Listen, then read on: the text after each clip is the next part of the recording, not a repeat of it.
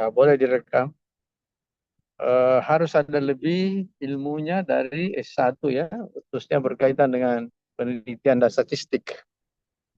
Waktu saya tanya pekan lalu, termasuk data ini belum dijelaskan oleh Pak Tangsi ya. Nah, sering Anda dengar ada namanya data primer, ada data sekunder. Ada data primer, ada data sekunder.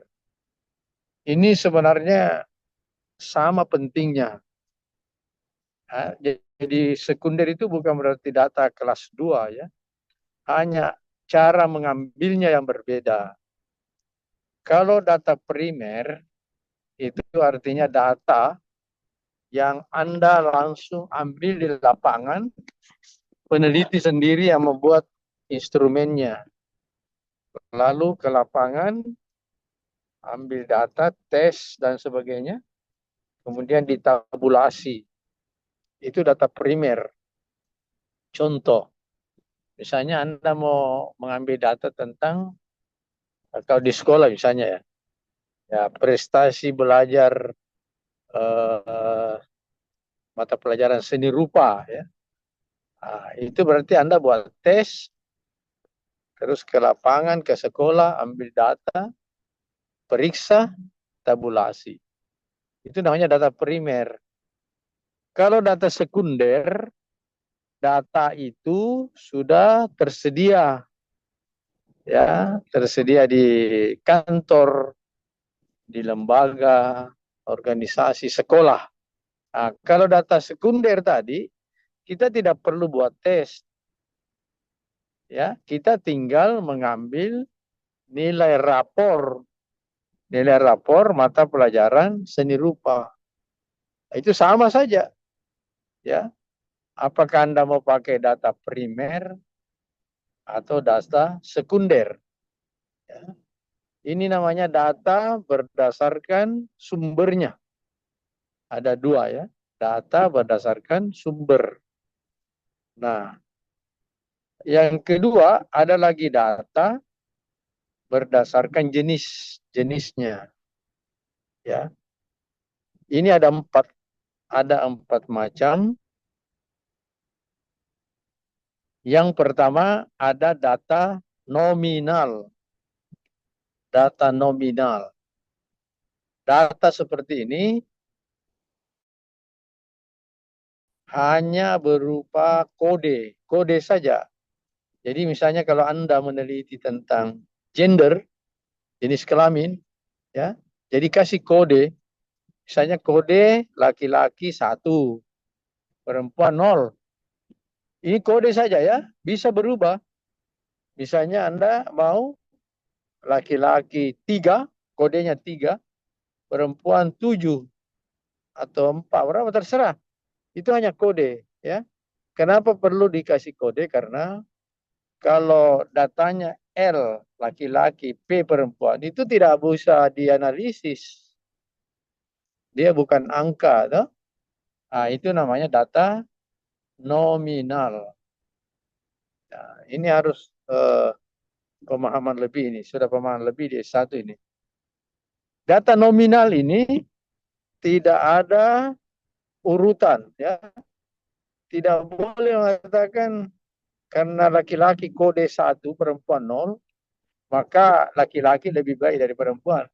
Ini kode saja. Ya. Laki-laki kasih kode 3, perempuan misalnya 5, ya, maka perempuan lebih baik. Tidak seperti itu ya. Tidak ada urutan. Yang kedua, di data nominal ini tidak ada operasi hitung. Ya, tidak ada operasi hitung. Misalnya, kalau laki-laki dikasih kode 1, perempuan 0, Anda tidak boleh mengatakan laki-laki kurang perempuan sama dengan laki-laki. Karena 1 kurang 0 sama dengan 1. Tidak boleh, itu tidak ada. Hanya kode saja. Hanya kode saja ya. Nah, contoh lain.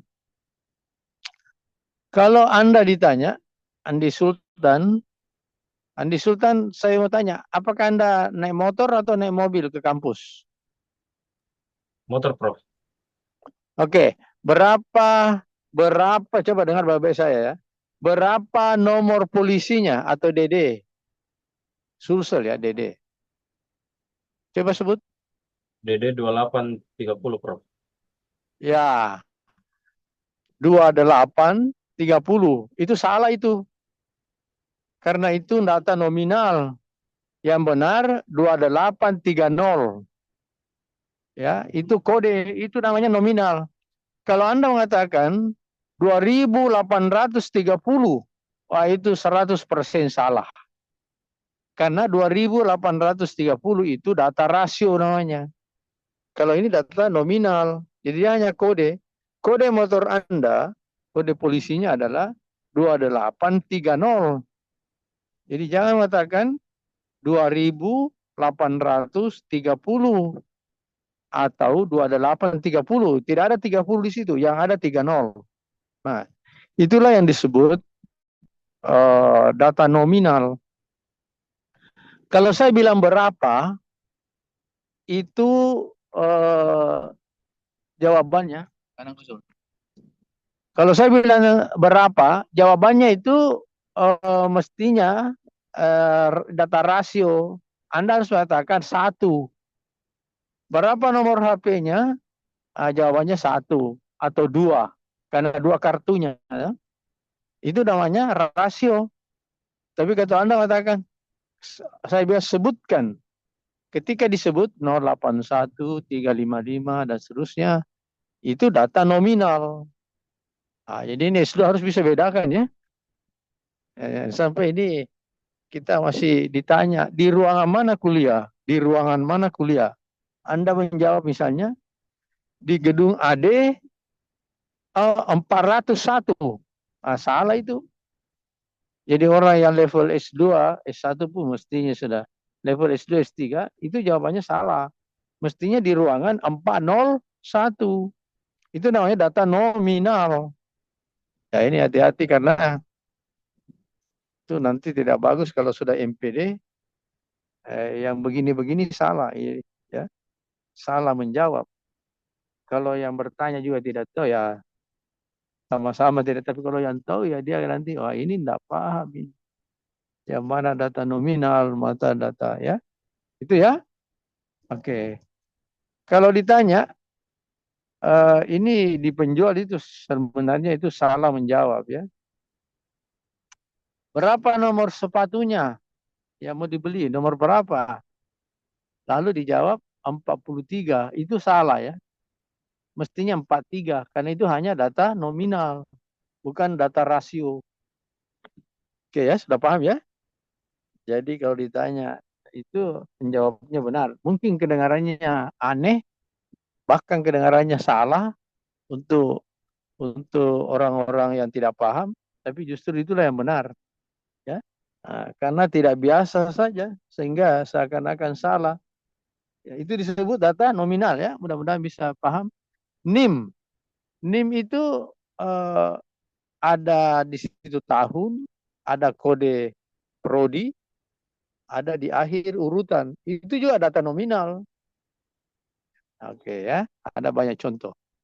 Oke, berikut yang kedua. Ya, yang kedua data ordinal. Data ordinal. Ini bahasa Inggris in order, artinya berurutan. Ya, jadi data ordinal itu berurutan. Boleh berurutan dari kecil ke besar atau dari besar ke kecil. Kenapa ini perlu dipahami? Karena nanti kalau Anda meneliti misalnya tingkat pendidikan orang tua atau apapun yang berlevel, terserah. Ya, apa yang berlapis. Ya, tingkat pemahaman. Itu berarti berurut. Contoh, ya, misalnya Anda meneliti berkaitan dengan pendidikan orang tua siswa atau pendidikan orang tua ya. Kalau Anda ini non pendidikan atau pendidikan? Pendidikan, Prof. Pendidikan, oke ya. Jadi nanti saya ambil contoh-contoh yang pendidikan ya. Saya kira non pendidikan ya. Oke, jadi kalau misalnya data ordinal, Anda mau meneliti tingkat pendidikan orang tua, ya ada orang tua tidak tamat SD, ada tamat SD, ada tamat SMP, SMA, ada tamat S0, diploma S1, ada S1, S2. Gitu ya. Nah, ini berurut ya. Nah, karena ini berurut, ya kita bisa kasih kode. Ini pun masih kode ya. Misalnya kita bagi 4 saja. Yang tamat SD, tidak tamat SD, kasih kode 1 ya. Nanti yang tamat SMP, tamat SMA, kasih kode 2. Yang sarjana muda diploma S1, kasih kode 3. S2, S3 kasih kode 4. Jadi 1, 2, 3, 4. Itu berurut kan? Nah, ini disebut data ordinal. Tetapi kalau Anda mau balik, tidak apa-apa juga. Tamat SD, tidak tamat SD 4. Tamat SMP, SMA 3. Sarjana muda, sarjana atau diploma 3. Sorry, 2. Kemudian SD, bagaimana tadi? Dimulai dari 4 ya. 4 SD, SMP 4. SD tidak tamat SD 4. Kodenya 4. SMP, SMA 3. Ya. Kemudian sarjana muda, sarjana 2. Terus S2, S3 1. Itu juga berurut. Tidak masalah.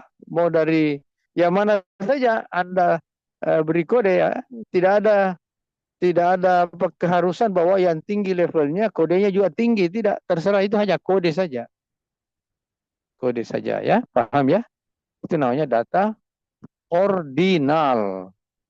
Berurut. Dari kecil ke besar atau dari besar ke kecil. Ini nanti Anda akan jumpai hal-hal seperti ini. Kalau Anda meneliti ya.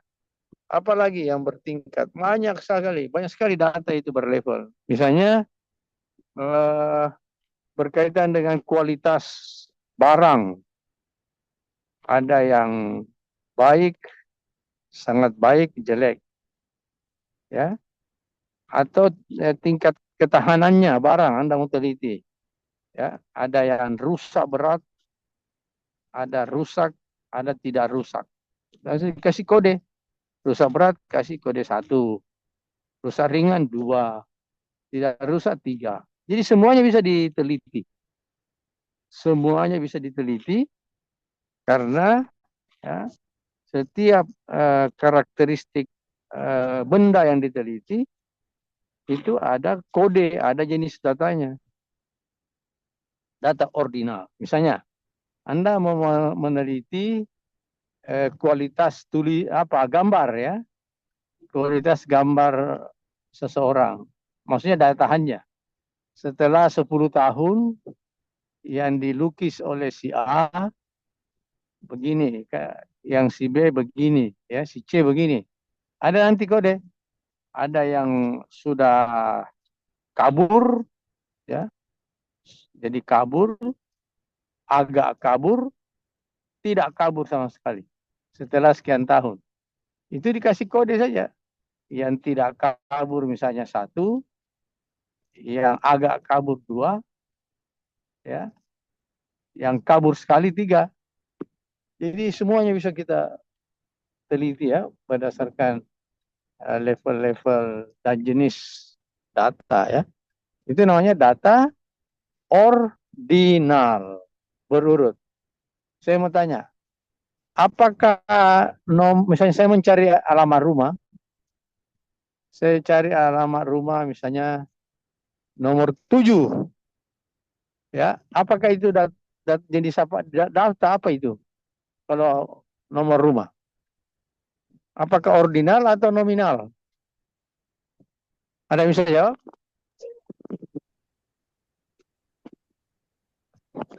Coba satu orang, apakah nomor urut rumah itu nominal atau ordinal? Ingat tadi, kalau nominal kode, kalau ordinal kode juga tapi berurut. Sekarang pertanyaannya, nomor rumah, mencari alamat. Ordinal mungkin, Jawabannya Pak. ordinal, Bro. Ordinal, Prof. Kenapa ordinal? Karena kode yang berurut. Mungkin. Nomor rumah berurut kan? Nomor rumah berurut kah? Iya. Nah, ini salah. Anda Oh, salah. oh Itu kira, nomor rumah. Nomor rumah itu tidak berurut. oh kira Biasanya dari ya, rumah satu ke rumah urutan BTN gitu kan, berurut gitu. enggak, tidak ada Oh, berurut rumah. Coba lihat, kalau jalan besar itu di sebelah kiri biasanya nomor ganjil. 1, 3, 5, tidak berurut. oh, berarti dia Di sebelah, nominal. di sebelah kanan itu genap. Jadi Oh, 2, 4, 8, 6, 8. Apalagi kalau kompleks, tidak ada berurut di situ. Blok J, nomor 3. Nanti ada lagi blok F. Jadi itu data nominal. Tidak berurut itu. Ini memang harus memahami ya, data nominal, ordinal itu mirip-mirip. Pokoknya intinya begini, kalau dia hanya kode dan tidak berurut sama sekali, itu namanya nominal. Tetapi kalau dia kode dan berurut, nah seperti NIM. NIM itu kelihatannya berurut di akhir 001, 002. Tapi itu tidak berurut sesungguhnya karena di situ ada kode fakultas, kode prodi, ada tahun masuk, ada urutan. Jadi itu tidak murni berurut. Ya, memang di akhir berurut, tapi di depan tidak. Nah, jadi kalau campur aduk begitu namanya nominal. Ini penelitiannya kalau sudah masuk data begini, itu sudah data kategori namanya ya, sudah level tinggi. Yang kita selalu analisis itu D1, itu data rasio. Ya, nanti boleh bertanya. Yang ketiga data interval. Jadi nominal, ordinal, interval. Yang mana itu interval? Kalau ini mudah ditandai karena ada selang. Ada selang batas bawah, ada batas atas. Tapi kalau tidak dibuatkan selang, ya terlalu banyak variasinya. Misalnya umur. Itu kalau umur itu berkaitan dengan data interval. Karena ada orang lahir beda 1 hari, ada beda 1 jam, ada beda 10 tahun, ada beda 90 tahun. Maka yang cocok adalah data interval. Nah, misalnya mulai dari lahir sampai 10 tahun. Nanti berikutnya interval berikutnya lebih dari 10 tahun sampai 20 tahun. Ya, dan seterusnya. Terserah penelitinya. Atau mulai dari lahir sampai 25 tahun. Interval berikut 25, lebih dari 25, apakah lebih 1 jam, lebih 1 hari, ya, lebih dari 25, ya, sampai 50 tahun. Itu interval berikut. Berikutnya lagi, lebih dari 50 sampai 75. Berikut lagi, lebih dari 75 tahun sampai 100 tahun. Nanti interval berikut di atas 100 tahun. Itu namanya interval, data interval, ya. Nah, itu ya salah satu contoh yang bisa dikategorikan di situ adalah umur. Pendapatan juga. Pendapatan seseorang dalam 1 bulan. Ya, ini banyak variasi. Ada mungkin 1.500.000, ada 1.540.000, macam-macam. Terlalu banyak variasinya. Ada 1.503.000, pokoknya banyak. Yes. Karena banyaknya variasi, maka dibuat data interval. Gitu ya. Data interval. Jadi Anda buat intervalnya. Ya, yang pendapatan sampai pokok di bawah katakanlah 10 juta. 10 juta lebih sampai sekian ya. Terserah peneliti membuat interval. Ya. Itu data interval. Pokoknya intinya ini interval. Kalau variasinya banyak, maka kita buat data interval. Nah, terakhir data rasio. Rasio itu sudah ada di situ operasi hitung. Ada perkalian, ada pembagian, ada pengurangan, ada penambahan dan seterusnya. Ya. Yang kita selalu sebut tiap hari, itu data rasio sebenarnya. Berapa biaya ojek ke kampus? 20.000. Itu rasio. Berapa IPK-nya? 3,95. Itu rasio, data rasio. Berapa harga buku? 15.000 rupiah rasio. Jadi yang selalu kita bicarakan setiap saat, ya dalam kehidupan sehari-hari, itulah yang disebut data rasio. Dan masih ada 3 yang lain ya. Yang tadi, data nominal, data ordinal, data interval, kemudian data rasio. Ya, oke. Ya. Silakan, ada yang mau komentar, bertanya? Khusus data dulu. Sebelum saya lanjut, masih ada tambahan sedikit.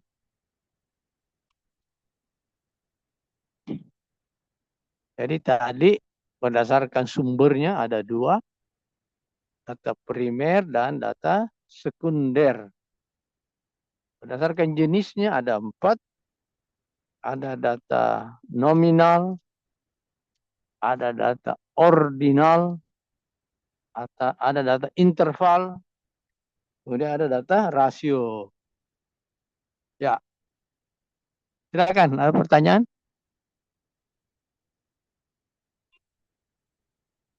Ya, kalau tidak paham ya. Tapi Prof, Ya, silakan. kalau untuk materi ini Silakan. ada PPT tak Prof atau semacam masih Prof tapi Ada apa? ada PPT tak Prof atau presentasinya Prof untuk materi. Oh, enggak ada. Saya mengajar ini ya, no. Sudah paham karena sering diajarkan. Direkam saja. Dan ini dari sumber, banyak sumber. Anda rekam ya? Tadi di awal direkam ya? Iya Prof, direkam di awal. Ya, direkam saja. Oke. Ada pertanyaan? Tidak ada? Kalau tidak saya pindah lagi. Ya, oke. Berikut. Ada juga data berdasarkan jenis penelitian. Ini lebih umum. Pertama, ada namanya data kuantitatif. Apa itu data kuantitatif? Data yang berbentuk angka. Ya, jadi kalau tidak berbentuk angka, harus dibuat angka. Karena dia berkaitan dengan data kuantitatif. Contohnya, ya, misalnya Anda akan meneliti tentang sikap orang Islam terhadap menggambar makhluk hidup. Ya, menggambar binatang, menggambar manusia ya. Kalau tumbuhan mungkin tidak banyak kontroversinya ya. Kalau menggambar manusia, binatang ada hadisnya. Ya, sikap. Nah, kalau sikap mau diukur, itu salah satu yang menjadi rujukan itu adalah namanya skala Likert. Skala Likert. Ya, skala Likert itu pertanyaan positif dijawab sangat setuju, diberi skor 5. Ya. Jadi pertanyaan positif sangat setuju diberi skor 5. Misalnya gini. Ya. menggambar, ya, menggambar pemandangan, ya, dapat bernilai seni, ya, untuk orang tertentu. Ini mungkin semua orang katakan positif, ya, bukan menggambar binatang atau manusia, pemandangan.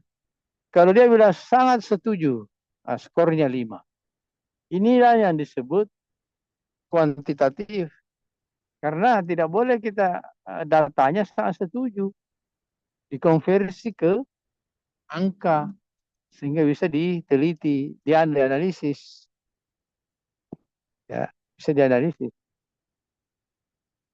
Ya, misalnya yang negatif, ya, menggambar makhluk hidup, binatang, menggambar binatang, ya, dilarang agama. Ya, ini sangat setuju, dia kan negatif. Sangat setuju 1 dia, bukan 4. Ya, jadi kalau pertanyaannya positif, dijawab sangat setuju, itu jawabannya nilainya 5 maksimal. Tapi kalau pertanyaannya negatif, dijawab sangat setuju, ya sebaliknya, nilainya 1. Itu ya. Jadi diangkakan yang tadinya sangat setuju menjadi 5 kalau positif, menjadi 4 dan seterusnya. Jadi yang tidak angkat harus diangkakan karena dia data kuantitatif. Ya, gitu ya. Oke. Ya, yang gender tadi contoh. Laki-laki kasih kode 1, perempuan 0. Ya, itu juga diangkakan karena penelitiannya kuantitatif. Ya, kuantitatif berkaitan dengan angka-angka. Nah, itu namanya data kuantitatif, ya. Nah, sebaliknya ada data kualitatif. Kalau data kualitatif ini justru tidak ada angka. Ya, tidak ada angka. Kalau begitu datanya apa? Datanya bisa berupa huruf, kode, bisa berupa kata, ya, kalimat, artikel, paragraf. Ya, itu ya. Jadi tidak ada angka, tidak ada angka. Itu namanya kualitatif. Kalau ada angka semua namanya kuantitatif. Ini perlu Anda pahami ya sebagai calon magister, ya. Oke, itu berdasarkan rumpun penelitian. Nanti ada lagi penelitian lain yang saya jelaskan pekan lalu, ya. Tentu saja datanya ya kalau berkaitan dengan data, kalau bukan kuantitatif dia kualitatif. Itu saja. Walaupun jenis penelitiannya lebih dari 2. Oke ya. Oke, baik. Nah, silakan kalau ada komentar ya, langsung saja. Langsung saya sebut nama, baru bertanya. Komentar, boleh. Ya, silakan. Ini kita masih cerita. Jadi sudah ada 3 ini ya. Ada data berdasarkan sumbernya, data kuantitatif, data primer, data sekunder. Ada data berdasarkan jenisnya, ada data nominal, ada data ordinal, ada data interval, ada rasio.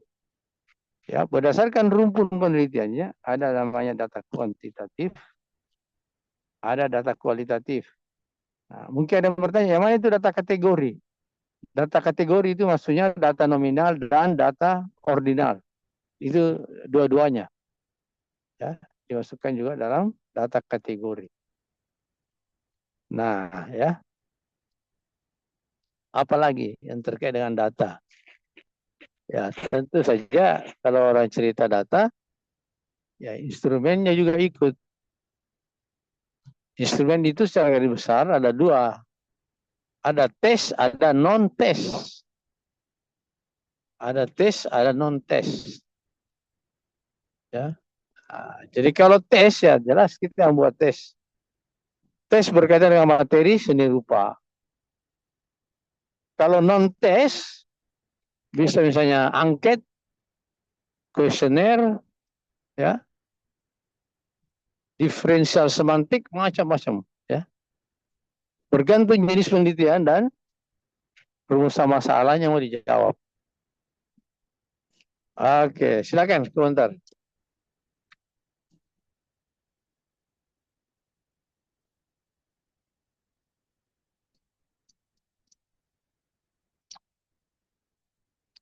Insya Allah ini kita akan Zoom 5 kali ya. Ini baru kedua kalinya. 5 kali Zoom. Pak Andi, jangan lupa nanti hari Rabu ya. Hari Rabu jam 2 ini. Siap, Prof. Sudah disampaikan temannya? Sudah, Prof. Sudah. Ya. Saya kira ini saja, silakan Anda kembangkan ya. Tentang data. Kalau ada pertanyaan cukup ya. Ini kebetulan saya ada, mohon maaf, ada kegiatan. Nanti kita ketemu hari Rabu lagi. Saya cerita tentang, ya mungkin ini hipotesis juga perlu dipelajari khusus. Supaya tidak menghafal.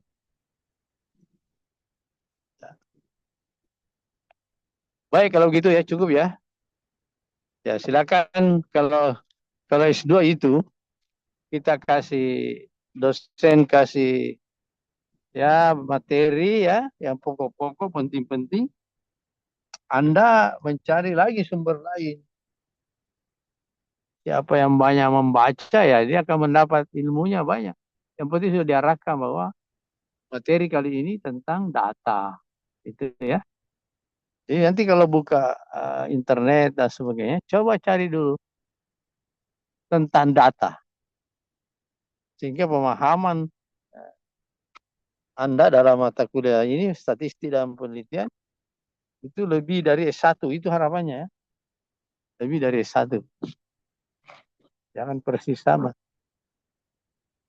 Oke, baik. Silakan kalau tidak ada, saya izin live ya. Selamat. Tolong di absen ya, Pak Andi ya. Ya, Prof. Siap, Prof. Hadir semua, Prof. Satu kelas 13. Oh, hadir semua. Ya, Jadi Prof. berapa totalnya? 13 orang, Prof. Ada saya kirim absennya, Prof. Di via WA. Nanti di akhir saja. Nanti di akhir dikirim. Nanti diprintkan. Oh iya, siap. Saya agak sulit saya baca kalau di file ya. Oke, terima kasih kalau begitu, Andi. Semuanya ya. Sukses. Insyaallah ketemu Rabu jam 2 ya.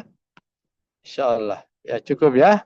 Subhanakallahumma bihamdika asyhadu an la ilaha illa anta astaghfiruka wa atubu ilaik. Assalamualaikum warahmatullahi wabarakatuh. Saya silih. Waalaikumsalam warahmatullahi wabarakatuh. Terima kasih, Prof. Terima kasih, Prof.